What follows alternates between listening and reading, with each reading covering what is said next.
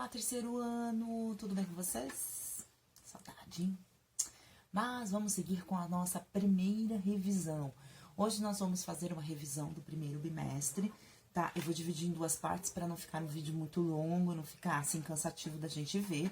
Então, eu vou dividir o primeiro bimestre em um vídeo. Junto com esse vídeo, também a gente vai depois ter alguns outros exercícios para a gente poder fazer, realizar as nossas revisões, tá? Gente, seguinte, sem pânico, tá? A prova vai ser tranquila, nós vamos fazer juntos, tá? Nós estamos juntos, nós estamos separados na questão do físico, a gente não se encontra fisicamente, mas isso não significa que nós não estamos de mãos dadas, tá? Então, olha só, não precisa ficar nervoso, não precisa ficar estressado, não, tá ok? As provas vão acontecer de uma forma muito tranquila, em que a gente vai se ajudando, correto? Então, olha só, o que nós tivemos no primeiro bimestre? No primeiro bimestre, nós falamos sobre o quê? Nós começamos a falar sobre as pinturas rupestres, né? Quais eram as pinturas rupestres? As pinturas rupestres, a arte rupestre, na verdade, é aquela arte que foram encontradas nas cavernas. Né? E quem fazia arte rupestre? Eram os homens das cavernas. Só que é o seguinte, os homens das cavernas, quando eles realizavam os desenhos lá nas paredes das cavernas, eles não sabiam que eles estavam produzindo arte. Por quê? Porque aquele período era um período que não existia escrita, tá? Na verdade, até a comunicação entre eles não era falada, eles produziam alguns sons, mas eles não tinham a fala totalmente desenvolvida como a gente tem hoje. Então, a pintura rupestre, os homens das cavernas, eles faziam, mas eles não tinham a intenção de produzir arte. Lembra que a gente falava que a arte rupestre era uma arte mística? Por que era uma arte mística? Porque, na realidade, o que os homens das cavernas pintavam nas cavernas era o que eles gostariam que acontecesse, né? Era o que eles queriam que virasse realidade. Por exemplo, quando eles desenhavam um bisão na parede de uma caverna, eles não desenhavam o bisão lá porque eles achavam o bisão bonito e eles faziam lá, e quem vai pintar o bisão mais... Não! Eles pintavam o bisão, por quê? Porque eles acreditavam que a partir do momento em que eles pintassem o bisão na parede, eles já estavam capturando a alma daquele bisão. E aí a caça deles iria ficar muito mais fácil. Por isso que eles pintavam os bisões, né, os animais que eles queriam caçar, e eles jogavam lanças na parede, ou às vezes eles até desenhavam as lanças transpassando o corpo dos animais. Por quê? Porque era uma manifestação que eles tinham de querer realizar essa caça. Porque naquela época, gente, não existia mercado, né?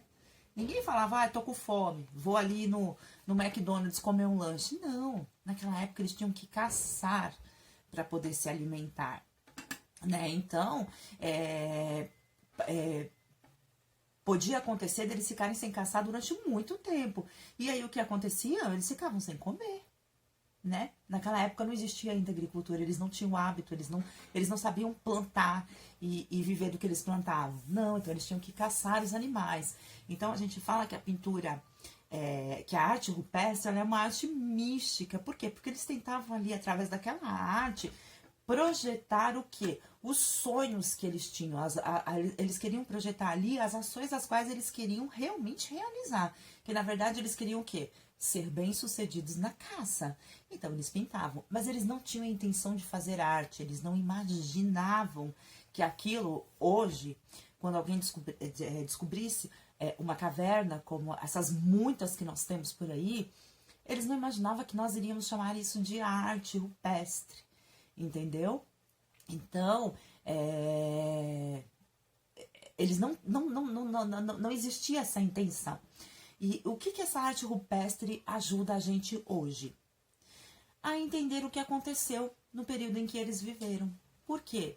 Porque naquele período não existia escrita, ou seja, então nós não temos nenhum documento para saber o que aconteceu na era pré-histórica. A gente não tem como saber. Não tem livros, não tem vídeo, não tem fotografia, não tem nada. Então, o que a gente sabe? Como é que tudo que a gente sabe da arte rupestre, como é que a gente sabe? através dos desenhos que ficaram ali. E, na verdade, quando a gente fala em arte rupestre, ninguém está afirmando nada. Eles vão, os cientistas, né, os antropólogos, os arqueólogos, eles fazem uma sugestão, eles acreditam, eles sugerem que seja realmente isso, né? E naquela época também, que os homens das cavernas pintavam, não existia, por exemplo, tinta, não existia pincel. Então, tudo que eles tinham que fazer, eles tinham que produzir. E assim, não tinha receita, tá? Igual, se a gente hoje for fazer uma tinta com terra, a gente vai lá, pode baixar um tutorial na internet, né? Ou procurar mesmo num livro, que a gente vai conseguir produzir. Vai ter lá o passo a passo para a gente produzir uma tinta a partir de elementos da natureza, né? E eles não tinham. Então, o que acontece? Eles tinham que testar. Eles testavam. Então, eles misturavam as coisas. Eles utilizavam o quê? Eles utilizavam muito carvão. Tá? Das fogueiras que eles faziam, ficava aqueles carvãozinhos, eles iam lá, riscavam, eles viam que soltava, eles achavam legal.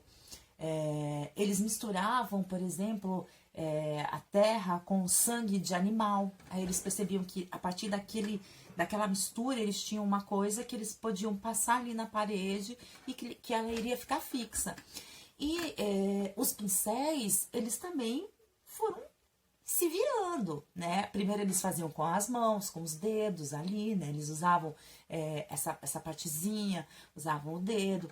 E aí depois eles começaram a perceber o quê? Que eles podiam pegar os chumacinhos de pelo dos animais que eles caçavam e prender aos gravetos, que aí eles conseguiam ter pincéis. E eles também faziam isso com folhas, né? Eles também utilizavam as folhas. E eles também extraíam também tinta a partir das folhas também. E eles misturavam sangue, terra, carvão, tudo para conseguir. Tanto que vocês podem ver que todos os desenhos rupestres têm quase que sempre a mesma cor, né? Uma cor mais terrosa, uma variação de marrom e preto, né?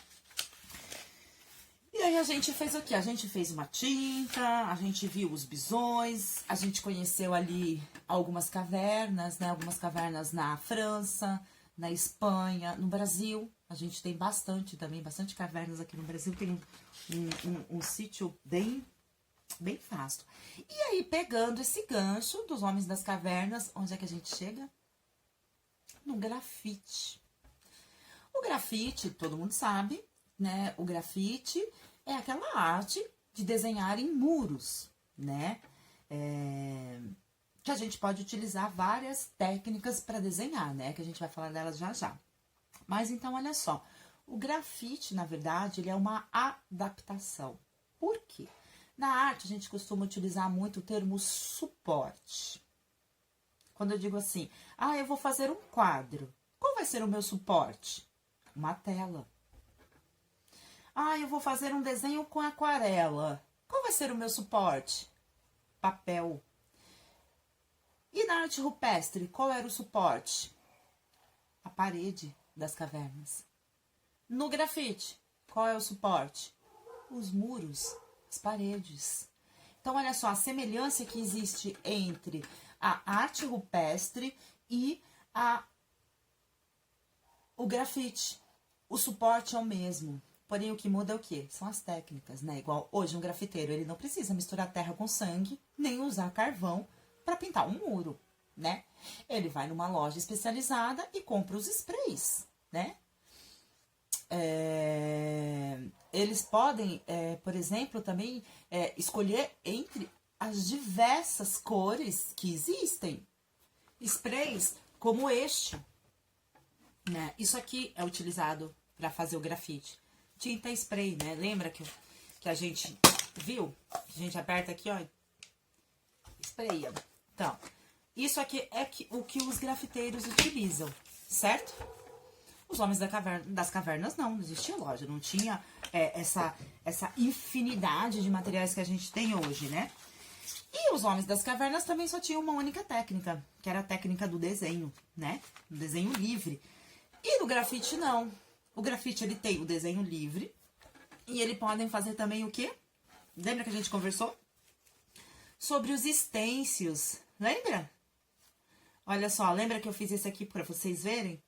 Então, olha só, o grafite a gente pode fazer ele à mão livre, pode utilizar o stencil, que olha só, olha o produto final do stencil.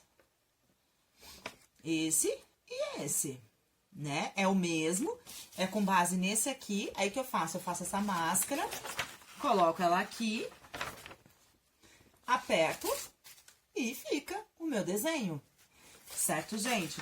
Então, olha só,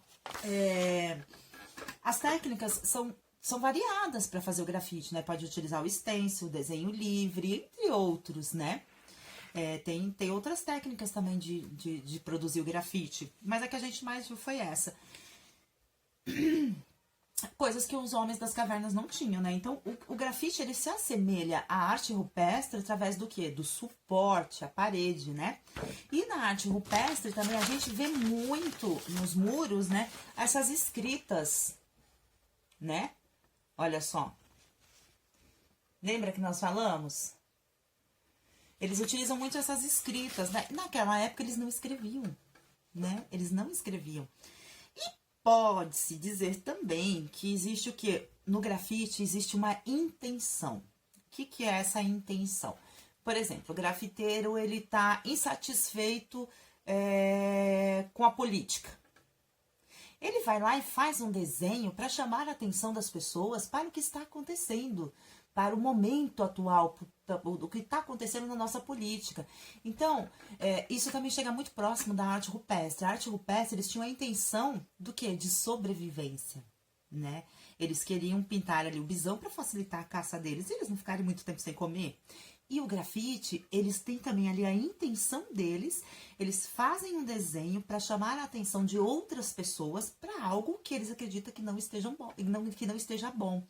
Então, o que eles fazem? Eles também mexem com as pessoas, com o imaginário das pessoas, da mesma coisa como é a arte rupestre. Só que a arte rupestre era a intenção de sobrevivência.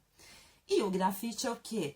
É uma manifestação artística, que um artista ele pode colocar ali o que ele quiser. Ele pode criticar o governo, ele pode criticar uma determinada situação, alguma coisa que tenha acontecido no país, ou de repente lá no lugar onde ele mora. Então, percebe como a utilização do desenho, né? Ambos fazem a utilização do desenho para pôr para fora um sentimento. É um sentimento que eles põem no grafite. Eu lembro também que nós falamos muito a questão do grafite e da pichação, né? O grafite é uma coisa que ela tem que ser autorizada, tá? O dono do muro tem que dar autorização. Se for o muro da casa de alguém, o dono da casa tem que dar autorização para poder fazer o grafite. Se for, por exemplo, um muro de um prédio do governo, na prefeitura, tem que pedir autorização lá na prefeitura para poder fazer aquele grafite. Por quê? Você não pode riscar as paredes da cidade, mesmo que esteja na rua, simplesmente porque você quer riscar e escrever. Não, você tem que ter autorização para fazer isso, certo? Porque vivemos numa sociedade organizada e que todas essas ações, as pessoas têm que saber o que está acontecendo. Entendeu? Então, para fazer um grafite, eu não posso falar, vou fazer um grafite aqui. Eu paro lá e faço meu desenho. Não posso. Eu tenho que ter autorização para fazer aquele desenho.